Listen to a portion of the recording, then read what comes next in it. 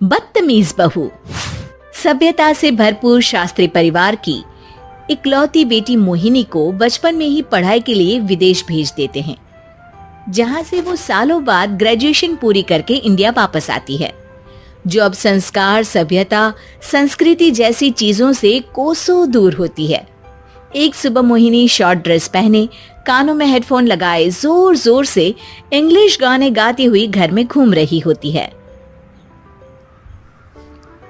सुबह सुबह भगवान का नाम लेते हैं, राक्षसों की तरह चिल्लाते नहीं। पॉप्स, आपको अच्छे गाने की बिल्कुल समझ नहीं है, so take a chill pill. अरे मोहिनी, पापा से ऐसे बात करते हैं क्या? सारी तमीज भूल गई हो। ओह मॉम प्लीज, इतनी बड़ी भी कोई बात नहीं हुई, सो डोंट ओवर रिएक्ट। ऐसे ही दिन बीतते हैं जिसमें मोहिनी के तौर तरीके, रहने और बात करने का ढंग उसकी मम्मी पापा को परेशान करने लगता है। भला कोई मानेगा कि ये मेरी बेटी है? रीति रिवाज और संस्कारों से तो इसका दूर दूर तक कोई नाता नहीं, और अब तो लगता भी नहीं कि कभी होगा। अरे ऐसे कैसे नहीं होगा? लड़कियां सारे नखरे अपने माँ बाप को ही दिखाती है। ससुराल जाकर उन्हें सब कुछ करना भी पड़ता है और मानना भी। पत्नी की बात शास्त्री जी समझ जाते हैं और कुछ ही दिनों में अपने से भी ज्यादा धार्मिक परिवार में निखिल के साथ मोहिनी का रिश्ता पक्का कर देते हैं। रिश्ता तो पक्का कर दिया, पर यहाँ मोहिनी को कैसे मनाएंगे? शादी ब्याह के मामले में आटे में नमक जितना झूठ तो चलता है जी। इसी तरह एक के बाद एक तिकड़म लगाते हुए दोनों मिलकर मोहिनी को शादी के लिए तैयार कर लेते हैं और मोहिनी निखिल की शादी हो जाती है, जिसके अगले दिन से ही मोहिनी दोबारा अपने पूरे अवतार में शॉर्ट ड्रेस पहनकर घर में घूमने लगती है। बहू को ऐसे देख सास की आंखें फटी की फटी रह जाती हैं। अरे ये क्या बेशर्मी है, हमारे घर की लड़कियां जींस तक नहीं पहनती और तुम बहू होकर इतने छोटे कपड़े पहनकर पूरे घर में घूम रही हो। सीरियसली मॉम, प्लीज आप अपनी इस 80 के दशक वाली सोच में मुझे इंक्लूड मत करो। हाय तौबा, एक तो बेशर्मी दिखाती है, ऊपर से सास के साथ जुबान भी लड़ाती है। अरे जल्दी कपड़े बदल कर आ, घर की पहली आरती तुम्हें ही करनी है। इतनी देर में निखिल भी वहां आ जाता है। माँ पापा आने वाले हैं, पूजा का सारा सामान तैयार है ना? ये पूजा हमेशा मेरे बॉयफ्रेंड्स के पीछे पड़ी रहती थी और अब हस्बैंड के पीछे भी आ गई।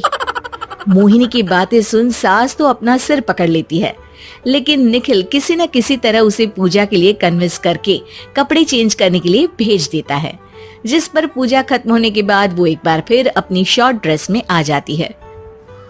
बहू, ये क्या तरीका है? संस्कार नाम की कोई चीज है या नहीं? नहीं ससुर जी, संस्कार मेरा दूसरा बॉयफ्रेंड था, अब तो मेरा उससे कोई कांटेक्ट नहीं है।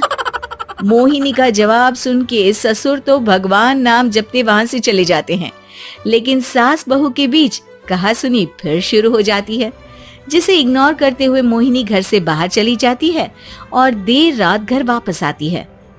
मोहिनी, मैं जानता हूँ कि तुम विदेश में रही हो और तुम्हें वहीं की आदत है, पर यहाँ चीजें कुछ अलग है। अगर तुम उस हिसाब से कुछ एडजस्ट कर लो तो सबके लिए सही हो जाएगा। I am not in a lecture mood. Good night.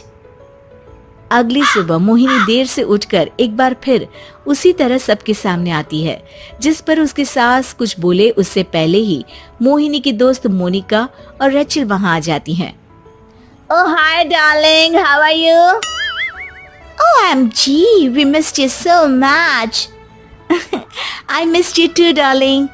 Ram Ram, इन्होंने तो तुमसे भी छोटे कपड़े पहने हैं। अरे तुम लोगों के अंदर कोई शर्म लिहाज बाकी भी है या सब बेच खाई?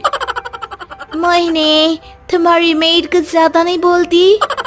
इस पर मोहिनी की दोस्त उसकी सास का मजाक बनाने लगती है, जिसे सुन निखिल उन्हें जवाब देते हुए कड़वे शब्द सुना देता है और वो सुन के वो दोनों तो मुंह बनाए वहां से चली जाती है, लेकिन गुस्से से लाल मोहिनी वहीं खड़ी निखिल को घूरती रहती है। घूर क्या रही हो?